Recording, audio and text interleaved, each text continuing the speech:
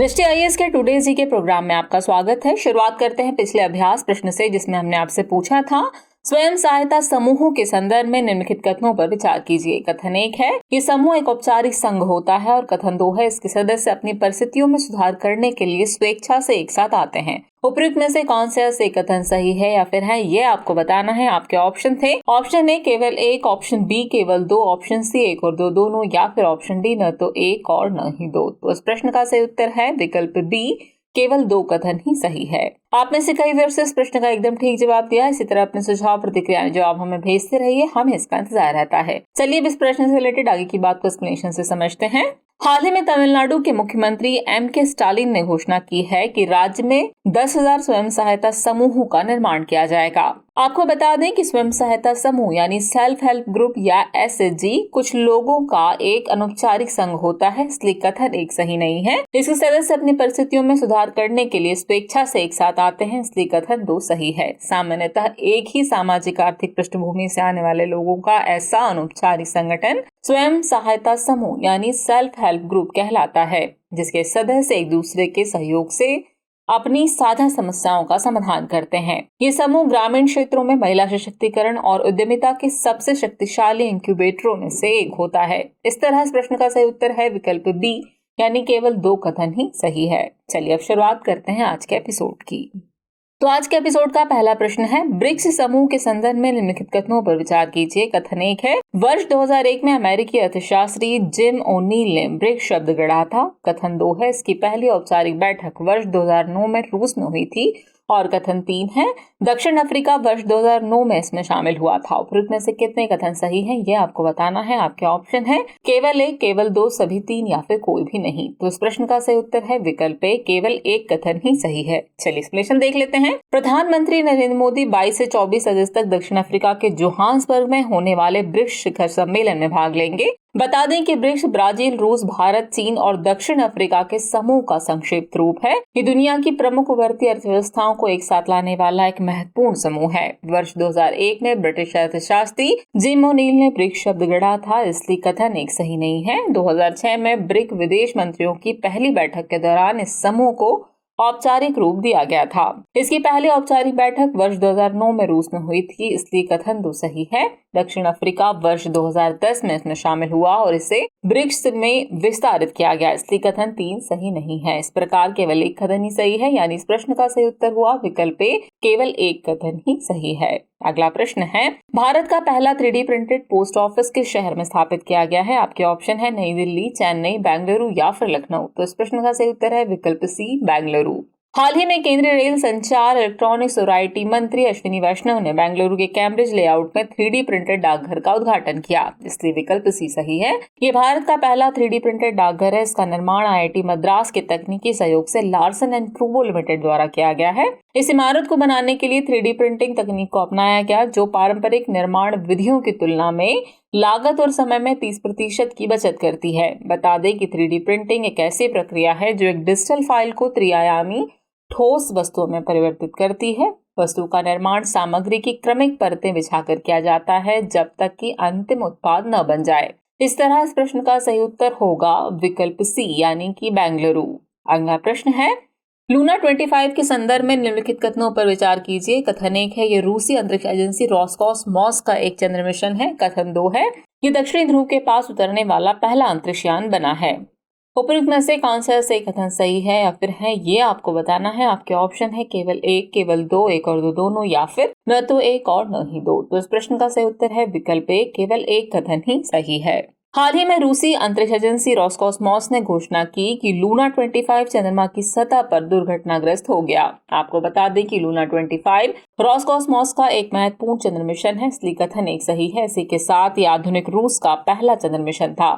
तत्कालीन सोवियत संघ का आखिरी चंद्र मिशन 1976 में लूना 24 की सफल लैंडिंग के साथ हुआ था। लूना 25 को चंद्रयान 3 से 2 दिन पहले आज यानी 21 अगस्त को चंद्रमा की सतह पर सॉफ्ट लैंडिंग करनी थी, लेकिन इससे पहले ही ये क्रैश हो गया। यदि मिशन सफल हो जाता तो ये दक्षिणी ध्रुव के पास उतरने वाला पहला अंतरिक्षयान बन जाता, इसलिए कथन 2 सही नहीं है। इस तरह इस प्रश्न का सही उत्तर है विकल्प ए, यानी केवल 1 कथन ही सही है। नेक्स्ट क्वेश्चन है हाल ही में चर्चित अथाचामयम समारोह किस राज्य से संबंधित है? आपके ऑप्शन है उत्तराखंड, केरल, तमिलनाडु या फिर कर्नाटक। तो इस प्रश्न का सही उत्तर है विकल्प बी, केरल। हाल ही में केरल में अथाचा मयम समारोह के साथ 10 दिवसीय ओणम उत्सव शुरू हुआ। बता दें कि अथाचा मयम एक सांस्कृतिक उत्सव है जो 10 दिवसीय ओणम महोत्सव की शुरुआत का प्रतीक है। इस समारोह में झांकी और लोक नृत्य प्रदर्शन के साथ एक रंगारंग रैली निकाली जाती है। यह त्योहार केरल के सभी लोक कला रूपों को देखने का दुर्लभ अवसर प्रदान करता है। किंवदंतियों के अनुसार ओणम का त्योहार राजा महाबली के स्वागत के लिए मनाया जाता है, जिनकी आत्मा इस समय अपनी प्रजा को देखने के लिए केरल आती थी। इसलिए विकल्प बी सही है, यानी इस प्रश्न का सही उत्तर होगा विकल्प बी, केरल। अगला प्रश्न है 1918 के स्पेनिश फ्लू के संबंध में निम्नलिखित कथनों पर विचार कीजिए। कथन एक है यह H1N1 वायरस के कारण हुआ था। कथन 2 है इसमें 20,000 लोगों की मृत्यु हो गई थी। उपयुक्त में से कौन सा सही कथन सही है या फिर है, ये आपको बताना है। आपके ऑप्शन है केवल एक, केवल दो, एक और दो दोनों, या फिर न तो एक और न ही दो। तो इस प्रश्न का सही उत्तर है विकल्प ए, केवल एक कथन ही सही है।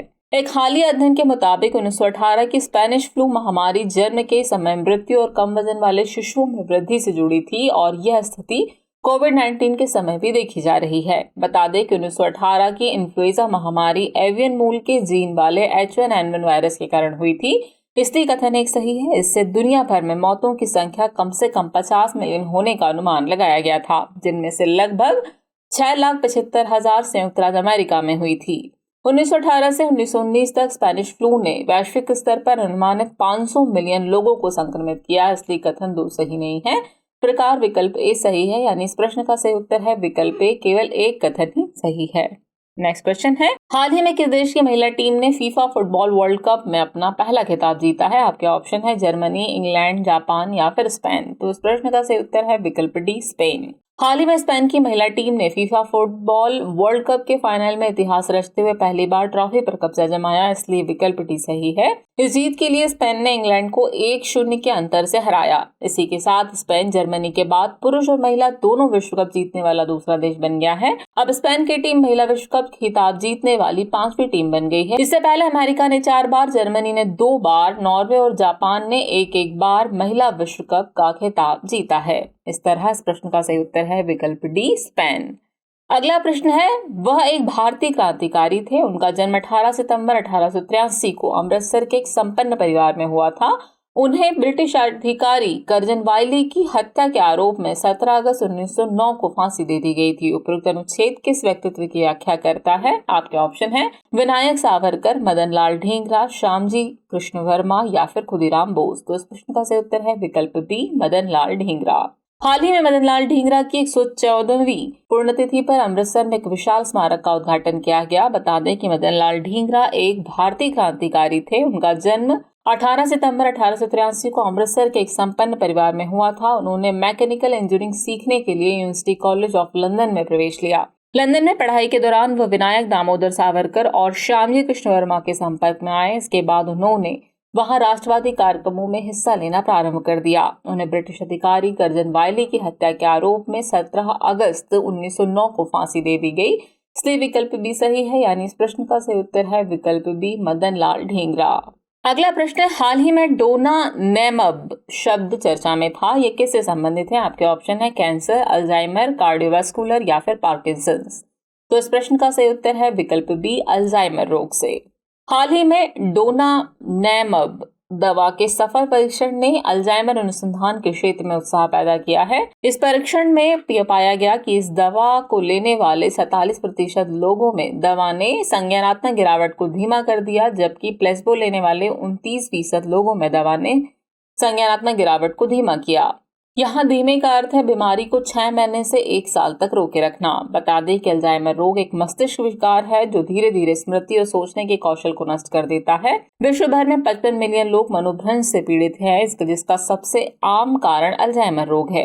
ये संख्या हर 20 साल में दोगुनी होने और 2030 तक लगभग 78 मिलियन होने की उम्मीद है। डिमेंशिया इन इंडिया रिपोर्ट 2020 के अनुसार भारत में 2030 तक लगभग 7.6 मिलियन लोगों के इससे पीड़ित होने की आशंका है। इसलिए विकल्प बी सही है, यानी इस प्रश्न का सही उत्तर है विकल्प बी, अल्जाइमर। चलिए हम पहुंच गए एपिसोड के अंतिम प्रश्न पर। तो अंतिम प्रश्न है नमो 108 लोटस के संबंध में निम्नलिखित कथनों पर विचार कीजिए। कथन 1 है, ये कमल की एक नई किस्म है, और कथन 2 है, इसके नाम में 108 अंक इसके पंखुड़ियों की संख्या को दर्शाता है। उपयुक्त में से कौन सा सही कथन सही है या फिर है, ये आपको बताना है। आपके ऑप्शन है केवल एक, केवल दो, एक और दो दोनों, या फिर न तो एक और न ही दो। तो इस प्रश्न का सही उत्तर है विकल्प सी, एक और दो दोनों ही कथन सही है। चलिए एक्सप्लेनेशन देख लेते हैं। हाल ही में केंद्रीय विज्ञान और प्रौद्योगिकी मंत्री जितेंद्र सिंह ने कमल की एक नई किस्म नमो 108 का अनावरण किया, इसलिए कथन एक सही है। बता दें कि इस किस्म के नाम में 108 इसकी पंखुड़ियों की संख्या को दर्शाता है, इसलिए कथन 2 भी सही है। कमल की इस किस्म को लखनऊ में स्थित नेशनल बॉटनिकल रिसर्च इंस्टीट्यूट यानी NBRI ने विकसित किया है। 108 अंक के धार्मिक महत्व को देखते हुए यह नाम इस विविधता को एक महत्वपूर्ण पहचान देता है। नमो 108 कमल किस्म मार्च से दिसंबर तक खिलती है और पोषक तत्वों से भरपूर होती है। ये कमल की पहली किस्म है जिसका जीनोम इसकी विशेषताओं के लिए पूरी तरह से अनुक्रमित है। इस प्रकार विकल्प सी सही है, यानी इस प्रश्न का सही उत्तर हुआ विकल्प सी, एक और दो दोनों ही कथन सही हैं। चलिए अब नोट कर लीजिए आज के एपिसोड का अभ्यास प्रश्न। फ्लड वॉच मोबाइल ऐप के संबंध में निम्नलिखित कथनों पर विचार कीजिए। कथन 1 है, इसे केंद्रीय जल आयोग यानी CWC द्वारा लॉन्च किया गया था, और कथन 2 है कि 3 दिनों तक बाढ़ जैसी स्थितियों की रियल टाइम जानकारी प्रदान करता है। उपरोक्त में से कौन सा सही कथन सही है या फिर है, ये आपको बताना है। आपके ऑप्शन है ऑप्शन ए केवल एक, ऑप्शन बी केवल दो, ऑप्शन सी एक और दो दोनों, या फिर ऑप्शन डी न तो एक और न ही दो। तो फिर इस प्रश्न का जवाब कमेंट बॉक्स में देना न भूलें। जल्दी मिलते हैं नए एपिसोड में कुछ और नए सवालों और जानकारियों के साथ। तब तक के लिए शुक्रिया।